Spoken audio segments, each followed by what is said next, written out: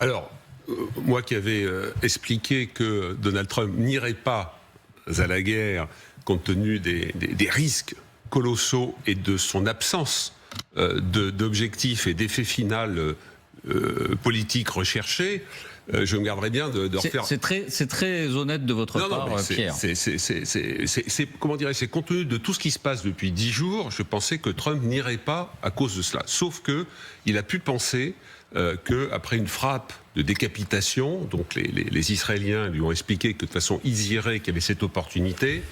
À mon avis, Trump a embrayé avec l'illusion de penser qu'une fois que le régime serait décapité à ce niveau-là, la guerre tomberait.